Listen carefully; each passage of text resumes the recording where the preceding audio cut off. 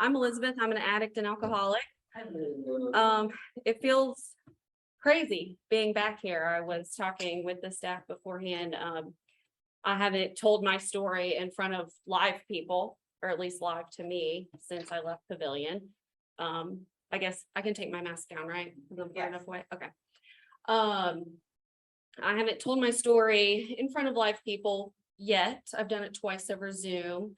And there's some comforts of doing it in your own home, in your own seat and stuff. But I was really happy to be given the opportunity to come up here. This place is a very special place to me. It might not feel like it right now for some of you, but for me, it truly is. And it's been well over 2 years since I've been back up here. So I was really happy to get to come back. So I guess, I'll spend a little time just talking about my story, what got me here, what it's like for me after, and we'll just kind of go from there. My mind trails off. I might squirrel a little bit, and I apologize for that. I'll try to bring myself in as best I can. So for me, I came to Pavilion actually this time. I got here on May 22nd, I believe it was, or May 23rd of 2019. And I spent 12 weeks here, 12 and a half or so weeks here. I did primary and then I did extended care. I'm a big fan of extended care. And no, they don't give me any special things to say that or anything like that. That's what we got told when we were trying to get told to go to EC, that the EC people get like, I don't know, free drinks or something. I don't know. And I've heard that rumor like keeps up, but EC is really what made it for me and what really helped me on my path to once I left and continuing to stay clean and sober. But prior to that, I'll give just a little history of what led me here. I've had a pretty typical life. I'm actually from East Tennessee originally. I grew up in Knoxville. I'm the oldest of 3 kids. My parents are still married. I grew up in, upper middle class home in a suburb of Knoxville, and, pretty much had everything I ever wanted. Everything was fine. I didn't have any type of childhood trauma, at least that I know about. And life was good. However, I can tell you from a very young age, I always felt an emptiness inside of me. Like I'm talking like 6, 7, 8 years old. I felt just this emptiness, I don't feel like I fit in, even though I had friends, I did extracurriculars, I was in the talented and gifted, all this stuff. I just always still felt different. There was just some piece of me that was missing, and I chased that piece from a very young age. And I tell this piece because it's just astonishing to me at what a young age I found that piece, and that was getting my tonsils out at like 7 or 8 years old, and just could not wait for my mom to give me my next dose of pain medicine. Could not wait. From that young of an age, I loved it. I loved how excited it made me, how hyper it made me, the energy it gave me. And I literally chased that pretty much the rest of my life. Got to high school, started drinking, doing the whole thing that, a lot of high school kids do. But I could tell from my first time drinking, I should have known better, because my very first time getting drunk, I was on crutches recovering from foot surgery. And that's not a good combination, just so anyone knows. It's not good to be carried around drunk, but that was my first drunk at 15 years old. And I realized that along with earlier, I loved it. That was the piece for me. That's what filled my emptiness. That's what made me feel whole at the time. So it continued on. I got into college, and I've had foot surgeries, I've had different things, and opioids just kind of always followed me, alcohol always followed me, all this kind of stuff. And I just realized that's what I needed in life to succeed, was my substances. That was going to be the only way I was going to get through life and get through everything that was going on with me. So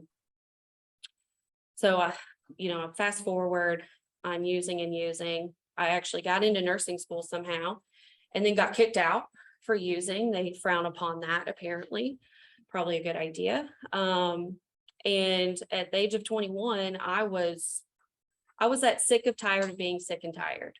I was chasing all of this stuff. I was homeless. I was not allowed at my parents' house. I was not allowed around any of my family.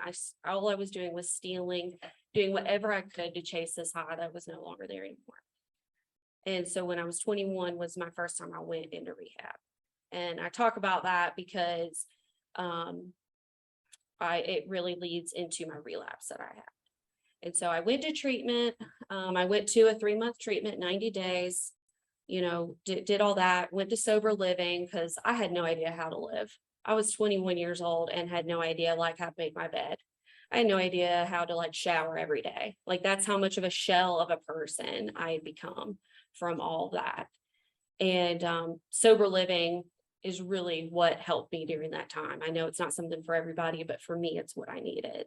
I needed to have that stability and without people in my life enabling me, because I enjoy being enabled and I'm good at manipulating to get enabling.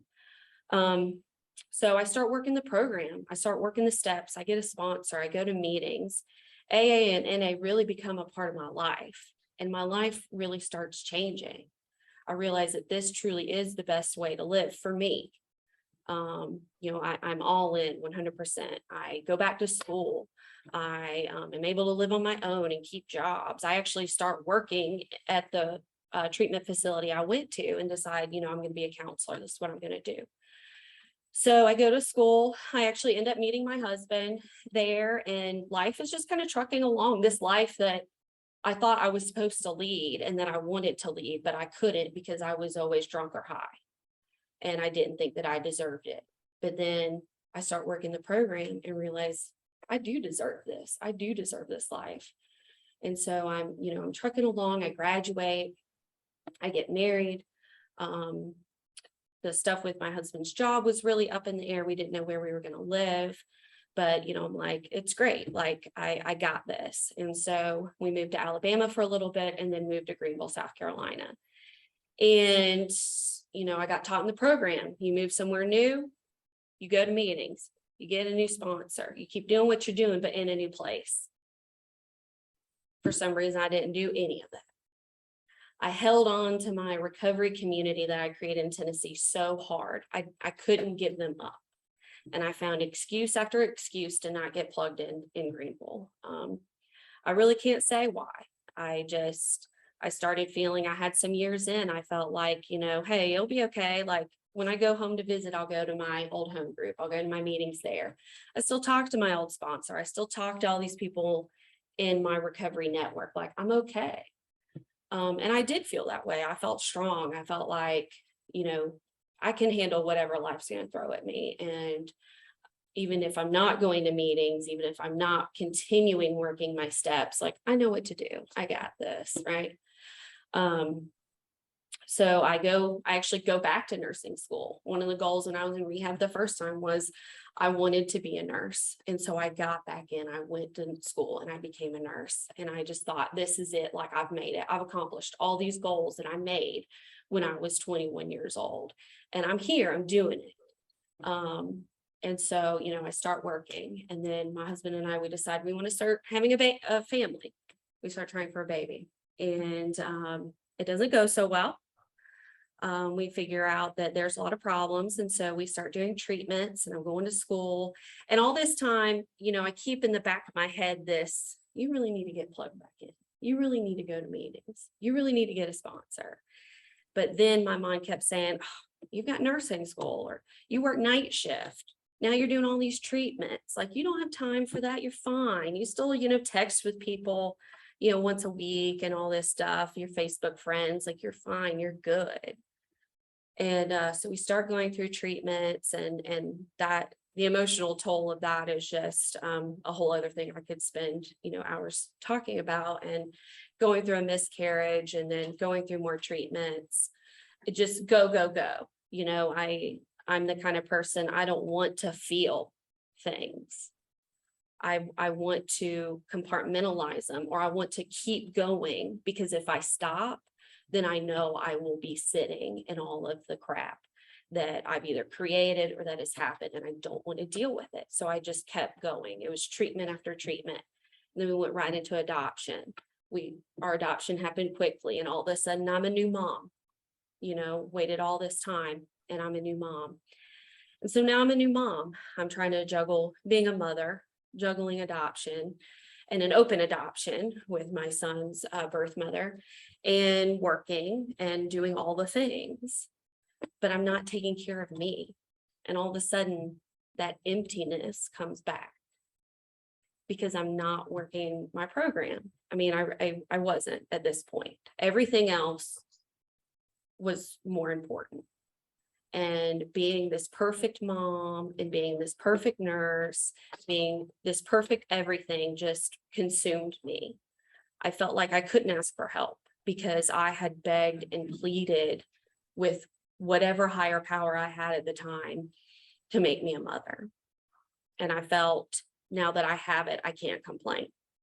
I can't ask for help because I wanted this, because I begged for this. And so I shouldered all of that, and I just kept going. And so then the dust finally settled from all of that. And, everything kind of settled into a pace of being a mom. And that's when everything hit me. All of the things that I'd been through the past few years, all the while just being dry. I was sober, I was clean, but I was not in any type of recovery at all. I saw all these old behaviors rearing their ugly heads at me, and they felt good. I won't lie. Like a lot of my character defects, like having them brought back in, they felt good to me. They gave me an outlet for all this unsettled and undealt with grief and anger and all this stuff. And so I kept with it, and I thought, I got this. I got it under control. I'm good. And so my son was a little over a year old, or a year and a half old. And I mentioned before I'd had foot surgeries previously. And so I have lingering foot issues, and my feet started bothering me. I worked on a very busy med-surg type floor, 12-hour shifts running every day. My feet were killing me. And it was noticeable, and it was noticeable to someone that came up to me one day and offered me some medication for it. And I didn't even hesitate. I didn't even think, I shouldn't do this. I just held out my hand and took it. And I just remember that so vividly. And I share it because I had so much that was leading up to that moment. If it had been years before, I would have hesitated. I would have thought about it, or at least I think I would. But at that point, I didn't. And I thought, what I'm sure all of you have thought to yourself, just this one. I'm hurting. I actually need it. I need it. I'm in pain. But the next day I asked him if he had another one. And then the next day, another and another. Right when I was supposed to have 10 years clean and sober, I relapsed. And I was very quickly right back to where I was. And this time, for me, I had a lot of higher stakes. I felt when I was 21, I had my family, I had friends, but I didn't have anyone else depending on me. Now I have this child, I have a household, I have a professional license, all of these things. And that was a lot, but I felt that fullness again. I felt that emptiness being filled up by the pills. And I did what every good addict does. I'm going to try to control it. I'm going to hide it. I'll do this, but I won't do this. My thing was, as a nurse, I got this under control. I would never divert medications. I would never divert, meaning taking narcotics from work. I would never do that. As long as I don't do that, I'm okay. As long as I do that. Well, I very quickly started doing that. And it was just this path, this short-lived path, but a path of just destruction of myself. And I felt like I couldn't get out. I remember I would drive to the person that I would buy from every day thinking, how am I going to get out of this? How am I going to get myself out of this? Because I knew I couldn't tell anyone. Because not only am I doing these awful illegal things, but I'm also very stubborn and I have a lot of pride. And I was like, I'll be damned if I have to go pick up a white chip. I'll be damned if I have to go pick up a white key tag. I can't let anyone see, even though I hadn't been in meetings for years. Everyone knew, oh, Elizabeth's sober, Elizabeth's clean. Like, look at her, she did it. Look at this life she has. It's so wonderful. I couldn't let anyone know. But I guess thankfully now I can say this. The South Carolina Department of Health and Environmental, whatever DHEC, had other plans for me in my place of employment. And on May 17th of 2019, I was pulled into my hospital's conference room in the nursing suite and confronted by a DHEC officer and confronted by HR and management about my stealing of narcotics at work. It's important to note, a week before, the same week that my husband had gotten fired from his job, he also realized that I have been draining our bank accounts for the past months, buying pills and doing whatever. So May is not a great month for us, but it's also our son's birthday, so it's a lot of mixed stuff. But anyways, and I knew I was done. I knew this was it for me. It was one of the worst days of my life, but it was also one of the most relieving days of my life. I felt like I could breathe, like it was over. I didn't have to keep this up anymore. I had a chance, like this was it. And so I said, I need help, please. I'll do whatever I need to do. I need help. I don't care what I have to do. And so, a week or so later, I ended up here. And that was hard. My son was only 2 years old, and to leave your child for what I first got told was 28 days. And then I got here and was told it was 6 weeks. And then a week later, I got told, well, you're a professional, so you have to be here 12 weeks. That's a lot. I can only speak for what, as a woman and what a mother feels being away. It was extremely difficult, but I knew that I had to do it. And I knew if I wanted to be any type of parent, I had to do this to save everything, my marriage, my career, my life.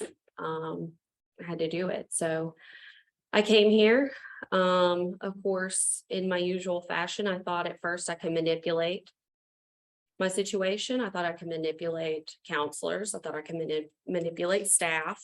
I'd worked in the field. I knew what to say.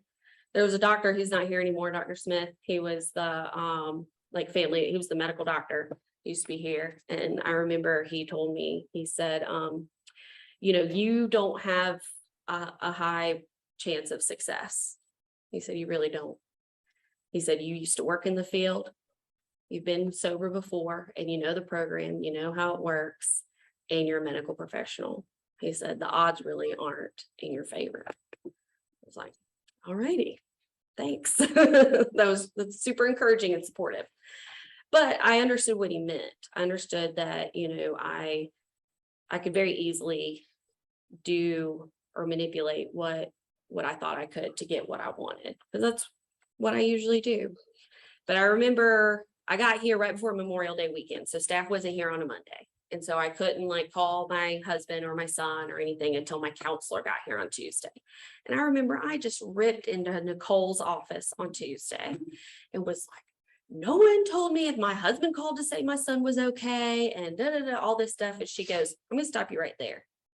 She said, you think that you can manipulate and control every situation you're in, aren't you? And I kind of stopped in my tracks, and I was like, oh man, she already had me figured out within the first 2 minutes of meeting me. And I needed that. I needed someone that was going to completely break me down. And Nicole did that. And then Candace did that again in EC. But I needed it. I did. So I spent my 12 weeks here. I did everything I was asked to do. Because I knew previously that my way wasn't the way, what didn't work. It just didn't work. I knew that from before. And when I got here and I detoxed and I got all this crap out of me and started feeling human again, I knew that doing it this way and doing it the way that others had done before me would help me get that missing piece inside of me back without having to use substances. So I listened to them, and that's sometimes really hard because there was a lot of shit. Sorry, I don't know if I can cuss or not. There was a lot of stuff that they wanted me to do that I didn't want to do, but I did it. I participated in the family program with my husband, and that was tough. It was really tough because I didn't want to have to answer or admit to anything to him. I didn't want to do EC at first. I didn't want to have to deal with the board of nursing. I didn't want to have to deal with pending criminal charges. I didn't want to have to deal with the fallout at work. None of that. But I just knew it's what I needed to do. I really can't explain it. It was just like they would come to me and say, hey, you got to do this. And it was just kind of like, okay, I'll do it. I figured, what do I have to lose? I mean, my life was already pretty much falling apart anyways, so I might as well give it a shot. They even came to me and said that I probably need to take the vivitrol shot. And I know that's kind of people are very divided on that, but I figured, what the heck, what's the worst that could happen? So I did do the vivitrol shot. I left here and actually had a foot surgery a week later. Would not recommend doing that, just an FYI. But it was part of the plan that we had worked out here that I needed to do to improve my quality of life and to help myself with pain management. And that was kind of a fiasco. Well, I shouldn't say kind of, it was an absolute dumpster fire. But I made it through, and I made it through because I stayed connected here. I stayed connected. I got into the Greenville outpatient. They let me wheel in on my little wheelie cart thing, and be in there and cry and get pissed off because my husband didn't do what he was supposed to do with my pain medicines and caused me to take too many at that time. And I had to start my sobriety date over, and it's all his fault. And they let me just sit and moan and complain about it, and then looked at me and said, was it really his fault? And I had to realize that I'm not as strong as I think that I am, and that I can't do this by myself. Even when I left here after 3 months, I was still thinking, there was still a part of me that was still holding on to my own control and realizing or thinking, I can do this. Like, I know this stuff. I can do this. But thankfully I was shot down pretty quick and pretty hard, but I made it out. That was the thing. I had a choice. I could, keep doing what I was doing, taking those extra pain meds, lying, manipulating, all that same crap. Or I could say, you know what, you're right. I did. I admit it. And I need to do better. And I need to up my program. I need to do this, that. I'm so glad I took that path. It sucked during it. It sucked recovering. It sucked not being able to walk for 9 weeks, not being able to drive for 9 weeks. I had to take an Uber in the middle of the day to meetings, which, I already looked embarrassing enough, like on like a wheelie cart thing, not being able to walk, but I knew it's what I had to do, if I wanted to have any kind of life. So I recovered, and it's changed my quality of life for the better. Looking back, I'm so glad that I went through it because it's been wonderful. What it's been like since I left Pavillon, aside from all that, it's been good, but it's been hard. I've gone through a lot of stuff since I left here. You think, how in the world can I get through this? And somehow I did, but it was tough. I didn't go home and my family threw me a big welcome home party and so glad that, I'm around. My job didn't just welcome me back with open arms. The board of nursing didn't just turn a blind eye to me. DHEC didn't turn a blind eye to me. I had to face up and go through every single thing for the things that I had done. And all of the fears that especially myself and my husband had to go along with that ended up happening. So I recovered. I actually came up here for Relapse Prevention Week. It was in November. Me and one of the girls that I was here with came, and I can only think that this is some type of higher power intervention. But while I was up here, I finally got the call from the DHEC officer saying, I have to finally file your charges and you have to be arrested and come in. You have to book in and, bail out, and you will have charges against you. And I'm so glad that I was here for that. I am so glad that I was able to process that with the people and the place that I felt the safest with, because I said, okay, so let's do it. So I went back to Greenville, I got an attorney, and the next week I kissed my husband and my son goodbye, and I went and got myself arrested at 7 a.m. That was a very odd kind of moment for me to say, all right, see you later. And I was literally going to jail. So I went and spent the day in jail. Not fun. My first time ever being in jail, my first time ever being arrested. But I knew it's what I had to do. And I had a plan. While I was here, we came up with a plan, who I would call beforehand. I talked to my sponsor right before I walked in. I called my sponsor right when I got out. I had, all these sayings and readings in my head to get me through the day. And I mean, it sucked, but it wasn't the worst thing. I know it would have been 10 times worse if I had been using. If I'd still been using, it would have been 10 times worse. But I got out. I bonded out. Okay. 2 days later, my mugshot and an article about me made it into the Greenville News. Nurse caught stealing drugs at Greenville Memorial Hospital. My husband's biggest fear, that it would be made public, and it was. And so that sucked. That sucked. It didn't suck as much for me because I'm like, I'll own what I did. But it was hard knowing that my husband was going to have to defend me and himself in a way. My in-laws were going to have to defend me and themselves in some kind of way when, they were they were collateral damage, and that was hard. And that was what, that was the fear we talked about was so much was, me being in the news. But the thing I realized is I'm not that exciting or important as I thought that I was. People talked about me for maybe a day. There were some Facebook comments. One guy said I should be hanged. But then another one private messaged me and said I was really pretty. So that made me feel good. He said he's got my back. So I was really happy about that. But after a couple of days, I was old news. Somebody else did something crazy. All my friends back at the hospital, some people knew the article. Thankfully, nobody really reads the newspaper anymore. But other than that, they were somebody was some radiologist and some nurse were having an affair. So that became more exciting news than you. I was like, okay, cool. So made it through it clean and sober. I had to, go up in front of the board of nursing and get my my probation, my sanctions, my consent agreement.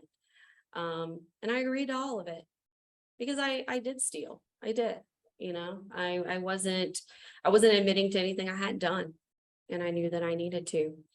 So I made it through that. I should have lost my license. I really should have. I should have lost it. But I'm very thankful that because I was doing everything that I needed to be doing, they gave me a year probation. So I got a job at a doctor's office, worked with kids and their GI issues for a year. And once I was taken off probation, I actually was given a job back in the hospital, which every day that I walk into that hospital, I honestly am filled with gratitude because I thought that I would never be back. And being a nurse, it's not my entire identity, but it is just what is such a big part of what fills my soul is being a nurse and serving in that role. And the thought that I was going to lose it was just unbearable. So I'm still with what's called the Recovery Professionals Program. I don't know if anybody here's professionals, but it's a monitoring program. So I'm on that for a total of 5 years. So I have a few left. And now I have to attend meetings every week and log them. And I'm up for drug testing anytime Monday through Friday. That's pretty good for everything that I did. That's pretty good. And I look back and think back on it, and it's the program. It really is. I know that sounds so cliche, and you sit in meetings and you hear people talk about this gratitude, and you hear people talk about, oh, I wouldn't have this life without the program. But for me, I can only speak from my story. The 12 steps, AA and NA, they have given me the life. They are what have given me the life that I have today. My life is not perfect. I just had 1 year of another miscarriage. I just had another year of doctors telling me I will never be able to get pregnant and have a child. I still deal with stuff, and it's hard and it sucks, but I now have so many more tools. I now have so much more confidence in myself and so much more ability to say, hey, I need help. I realized the end of last year that I was not dealing with my grief in a healthy way. The grief of my second miscarriage, and probably my first one too. And just the complexities and how hard it is being a mother and all this stuff that I was dealing with. And I knew that I could ask for help and it wouldn't be seen as a sign of not being grateful for what I have. And so I sought outside help. I now have a therapist, and it's been absolutely amazing. Just my thought process and the things that used to just bother me and just eat at me for days and days don't anymore, because I have those tools along with working a program. Today, I have a sponsor. Today, I do go to meetings. I do a combination of Zoom and in person, but I go to them. I participate. I let myself be seen, because when I'm using, I don't want to be seen. I want to back away in a corner so you don't notice what I'm doing. But I make myself be seen because that makes me be accountable. And yeah, life is good. My marriage, we're working on it. We're working on it. My husband and I spent some time today. We took our son halfway to meet his grandparents. He'll spend a couple weeks in Tennessee. Hopefully, get some discipline, because he's not getting it in my house. And, we got to spend time together, and he was asking me, what do you think you're going to share tonight, and all this stuff. And, I said, I don't know. I just kind of go with it, what I think feels right at the time. And we had a real honest conversation about some of that time right before I came into Pavillon, some amends that I needed to make, that I've been holding on to because I didn't want to make them, because I don't want to admit that I'm wrong. I still have all these character defects. The difference now is I'm trusting in a higher power. I'm trusting in myself. I'm trusting in the program to help me along the way. And that was a big thing while I was here too, was finding that voice of my higher power. I don't know if Candace has done her lecture on step 2 in higher power yet. She hasn't. It's really good. At least it was for me to see somebody put up on a board a list of things that I'm allowed to say my higher power can be. That was such a whoa moment for me. And it has helped me and helped carry me through all of this. So I know it sucks to sit in these chairs. You guys actually have really nice chairs compared to a few years ago. I'm kind of jealous. But I'm so thankful that I did. I am. And now I can come back and it fills me up to be here. It really does. So that's really all I got. I feel like I probably gave you way too much that you ever wanted to know about someone's story, but that's it. That's all I have.